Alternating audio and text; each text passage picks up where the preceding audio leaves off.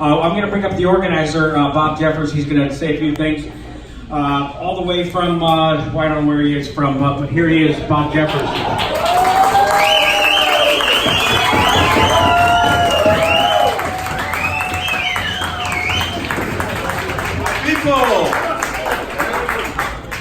So I'll make this quick. So just a shameless plug for Kurt. Kurt puts on a wonderful comedy show every Saturday night here at Positanos. Good to be back on the stage here. And if you're enjoying what's happening tonight or not, just come back on a Saturday night. And Kurt does it week after week. He's a mensch. So make some noise if you're BNI. So BNI stands for basically not interested. But no, seriously, we're quite an outfit. We've got 240,000 members worldwide. That's a lot, right? And we have, I think it's, it's 8,500 different little chapters, right? And last year they passed around, believe it or not, amongst ourselves, $10 billion in business. So, you know, it's an actual thing, this BNI thing, right? So, anyway, our little group, we meet Wednesday mornings, we have bagels and coffee, and we try to foster each other's businesses, be very encouraging. And along the way, we've all become good friends, I think. And this event tonight is just one of those things. So we're all looking really forward to one of our own members getting up here for the very first time. This is actually where I did my international comedy debut, so we've got a brave fellow. We were going to have two, but one of our guys, Kenny Rivera, I had lunch with him, and he said, well, you know, I want to do it, but if my wife sees the video, I could be in trouble. So he bowed out. And, but Kenny is a good marriage, and his wife is here to support him. So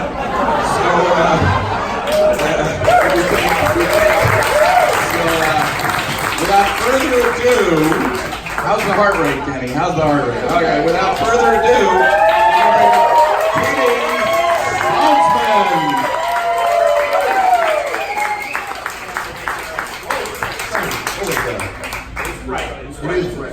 Hi, I'm Kenny Soltzman. As you can tell, I'm from Brooklyn. I wear it well, Brooklyn Dodger hat. And I grew up in Brooklyn. What I want to talk to you about is growing up. You know, one of my earliest memories of growing up in Brooklyn was I realized that I had two female roommates. It was just incredible. And, you know, in the 60s, it was like really crazy. And I thought my parents were really, you know, progressive, and I couldn't believe it. And, you know, I just felt like it was the greatest thing in the world.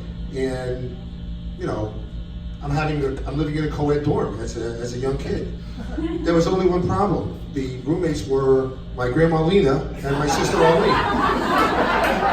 You know, but you know, it really wasn't so bad because grandma Lena was really kind of a wild woman. And, you know, I spent a lot of time with her. She worked in a place, it's going back a little bit, she worked in a corset shop. Anyone remember what a corset shop was?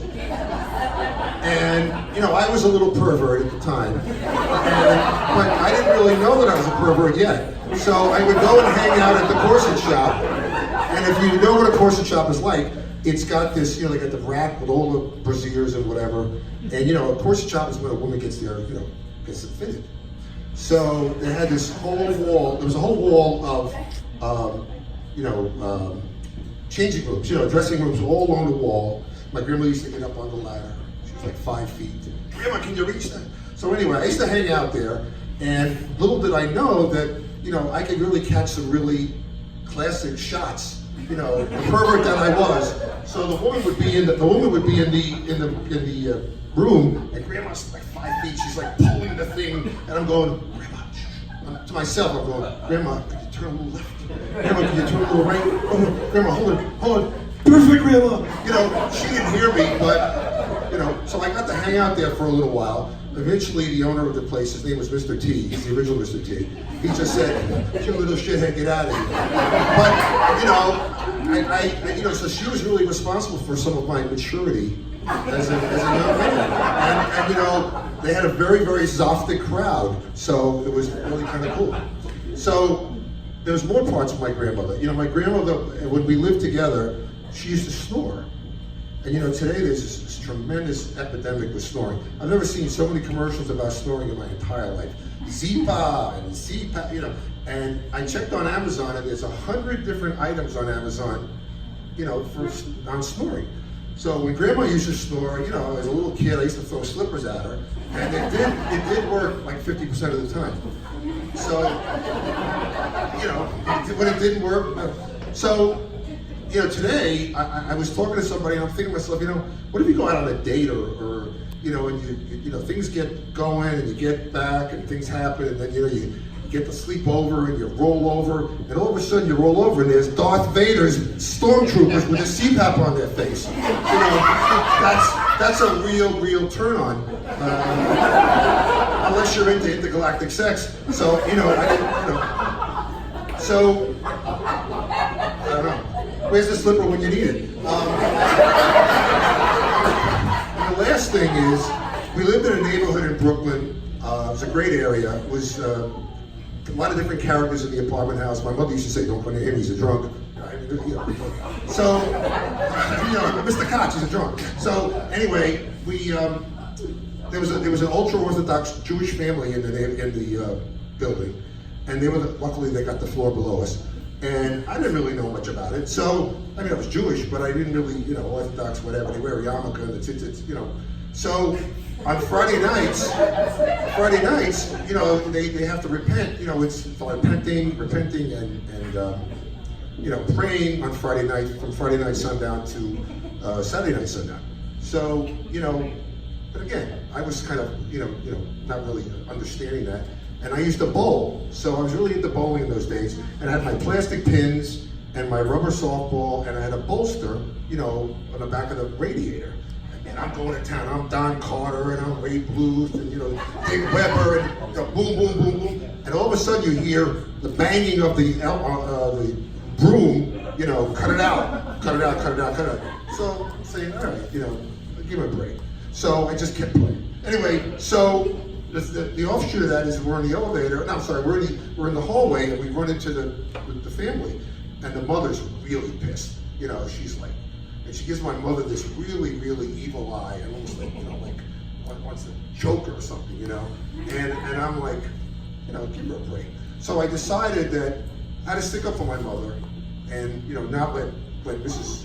let her get the best of it. So what I did? I started bowling on Saturdays as well. And I said, "Take that, Mrs. Goldberg." I'm done.